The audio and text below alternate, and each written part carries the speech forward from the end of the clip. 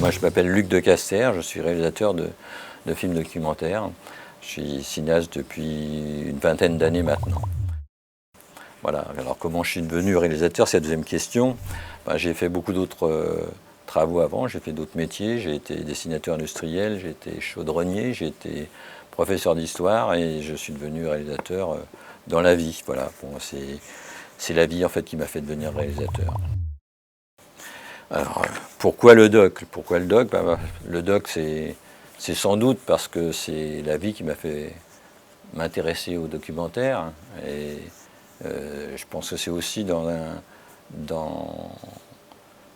un style qui me permet de créer, de chercher. Et je pense que le cinéma documentaire de création tend justement à travailler à partir d'images, de travailler un style, de faire un montage original. Et il y a de plus en plus de réalisateurs qui font des films originaux et qui ne cherchent pas seulement à faire des entrées et du commerce. Et donc c'est sans doute pour ça que je suis devenu réalisateur de documentaires. Alors bon, mon projet actuel, là, pour lequel je suis venu ici, c'est un projet qui s'appelle le Chant des oubliés. Au départ, je voulais l'appeler Symphonie pour une destruction, et je l'appelle le Chant des oubliés. S'il s'agit d'un film sur une fermeture d'entreprise, j'en avais fait un déjà qui s'appelait Rêve d'usine il y a 20 ans, et c'était le même type de sujet quand on parle de sujet, et je ne voulais pas faire la même chose. Il s'agissait d'une entreprise dirigée par une multinationale. Dans Rêve d'usine, c'était une multinationale le siège était à Zurich, celui-là c'est en Autriche, et de son siège, la direction décide de tout à coup, une entreprise qui marchait très bien, décide de fermer pour délocaliser en Pologne et en Chine.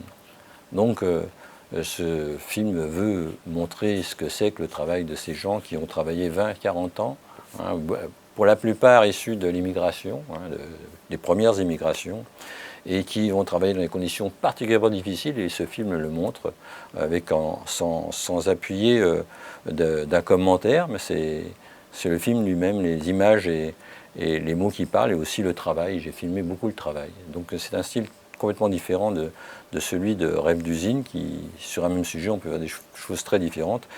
Et j'ai filmé à la fois la parole des ouvriers pendant leur lutte, et puis aussi leur travail. C'est très rare finalement qu'on réussisse à filmer le travail, et surtout dans ces conditions-là. Et c'est ces ouvriers qui m'ont permis d'ouvrir ces images. Voilà. Est-ce que j'ai un coup de gueule ou un coup de cœur? Le coup de gueule, le film le donne lui-même. Le coup de cœur, c'est le cinéma. Le cinéma, les salles rouvrent leurs portes. Je pense qu'il faut y aller. Le cinéma d'auteur est très peu aidé. C'est pour ça que c'est toujours plaisant de savoir qu'il y a des petites chaînes qui aident ce cinéma-là. J'espère aussi que vous irez voir Le Chant des oubliés, le film que je viens de terminer ici.